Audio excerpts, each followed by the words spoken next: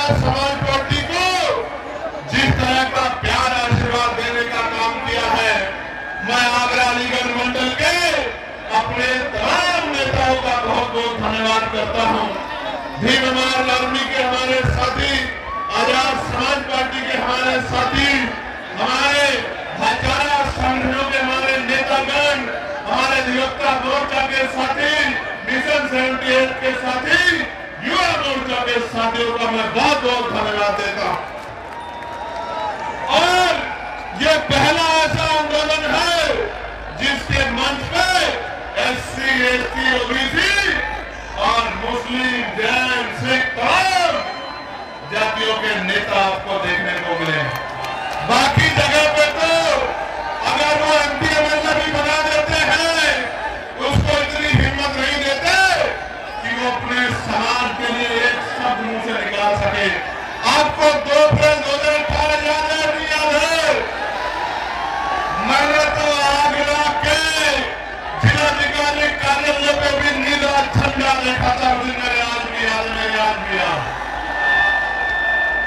प्यारे साथियों, जिन साथियों ने 2 अप्रैल में बलिदान दिया था या जो साथी 2 अप्रैल में जेल गए थे, मैं चंद्रशेखर आजाद अपनी पार्टी की तरफ से आपको वादा करता हूं, 27 में राजकाज बदलेगा। इन झूठों मुकदमों को शाम तक हम लोग हटाने का काम करेंगे। मेरी बात को याद रखना। और जिन निर्दोष लोगों ने पुलिस की लाठियां खाई और जेल काटने का काम किया, उन निर्दोष भाइयों को सरकार सम्मानित करने का काम करेगी, उनके आंसू पोंछने का काम करेगी। इस बात का मैं आपको विश्वास दिलाता हूं। प्यारे साथियों,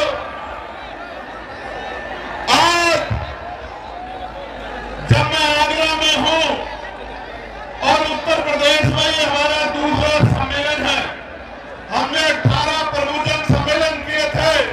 उन सम्मेलन के जरिए हमने कर्मचारी, अधिकारी, पूर्व प्रधान, वर्तमान प्रधान, जिला पंचायत से, क्षेत्र पंचायत से, पूर्व विधायक, पत्रकार, चिंतक, वकील, तमाम लोगों को बुलाकर बिठा के पूछा था कि हमें उत्तर प्रदेश में इन गरीबों को राजकाज में लाना है, रास्ता बताओ। पूरे बुद्धिजीवी समाज ने हमारे हाथों को मजबूत करने का विश्वास दिलाया था और आज ये उसका प्रमाण है कि जहां तक नजर जा रही है, नीला नीला समंदर नजर आ रहा है। और सिर्फ नीला समंदर नजर नहीं आ रहा है, नौजवानों की शक्ल में मुझे बाबा साहब अम्बेडकर के नीले बाज नजर आ रहे हैं। इन बाजों की अगर निगाह सत्ता की तरफ मुड़े तो वो दिन दूर नहीं है कि लखनऊ के 5 कालिदास मार्ग में एक अम्बेडकरवादी, एक बहुजनवादी, एक संविधानवादी आपका मुख्यमंत्री बनकर बैठेगा और प्रदेश के लोगों को न्याय दिलाने का काम करेगा। प्यारे साथियों, आगरा में जब बाबा साहब अम्बेडकर अपनी बात को रख रहे थे, नौजवानों, मैं जानता हूं कि संख्या ज्यादा है और आपको परेशानी हो रही है, लेकिन आप ये समझ लो, ये परेशानी उस परेशानी से कम छोटी है जब हमारे लोगों पे जुर्म जाते हैं, अत्याचार होता है और आप सड़कों पर खड़े होकर मुकाबला करते हो। मैं आपकी हिम्मत को दाद देता हूं।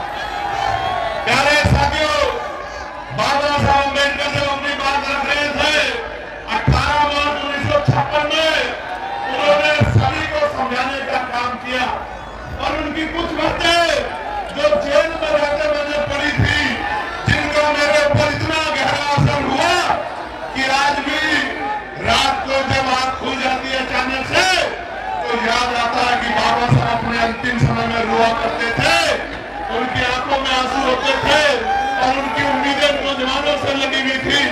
बाबा साहब ने यहाँ कर्मचारियों के बारे में कहा कि कर्मचारियों ने मेरा साथ नहीं दिया, लेकिन मैं धन्यवाद देता हूं कि आज देश के बहुत सारे कर्मचारी अधिकारी अपनी सामाजिक जिम्मेदारी का निर्वहन कर रहे हैं। बाबा साहब ने कर्मचारियों अधिकारियों से कहा कि केवल अपने बारे में मत सोचो, अपनी